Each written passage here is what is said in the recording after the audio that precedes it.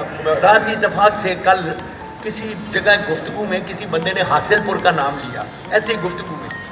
تو وہ مجھے ایسا بھولا ہوا واقعہ یاد آیا جو آپ کے لیے بھی بہت مزے کا، صرف میرے خیال میں انور کو شاید اس محفل میں اس کا پتہ ہو اور کسی کو۔ احمد الدین قاصد صاحب ان کے راوی ہیں، وہ کہتے ہیں کہ میں حاصل پور میں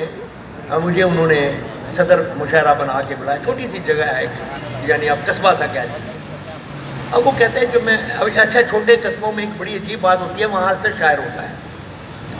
جب وہ مشاعرہ ہوتا ہے نا تو سارے ہی بندے اپنا نام لکھوا دیتے ہیں، شاعری آتی ہے نہیں آتی، اور وہ ان کو انکار بھی نہیں کر سکتے کیونکہ شاعروں نے تو چلے جانا ہوتا ہے، گاؤں والوں نے رہنا ہوتا ہے وہاں، تو اس کو مجبوری ہوتی ہے وہ سب کو قاسمی صاحب کہتے ہیں کہ میں نے جو لسٹ دیکھی اسٹیٹ سیکرٹری کے پاس تو وہ کوئی 110 کے قریب شاعر تھے۔ وہ کہتے ہیں میں نے کہا کہ اور شاعر بھی جو بیچارے شاعر تھے ہی نہیں، اور ہر بندہ لمبی لمبی لمبی لمبی چھوڑتا جا رہا ہے۔ کہتے ہیں کہ میں نے تنگ آ کے میں نے اس کے بلایا اسٹیٹ سیکرٹری کو، تو میں نے کہا کہ دیکھو اور کچھ نہیں تو یہی اعلان کر دو کہ بھئی 5 شعروں سے زیادہ کوئی نہ پڑھے تاکہ کسی طرح تو یہ ختم۔ اب جب اس نے اعلان کیا نا کہ 5 شعروں سے زیادہ کوئی نہ پڑھے تو کوئی لوکل چیف ٹائپ شاعر آنے والا تھا،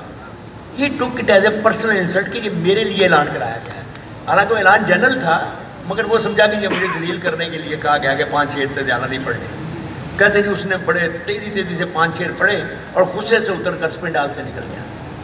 کسی کی سمجھ میں آیا نہیں کہ کیا ہوا ہے۔ کہتے ہیں تھوڑی دیر مشاعرہ چلتا رہا، آدھے گھنٹے کے بعد وہی آدمی انٹر ہوا، ساتھ اس کے 2 پولیس کے سپاہی تھے۔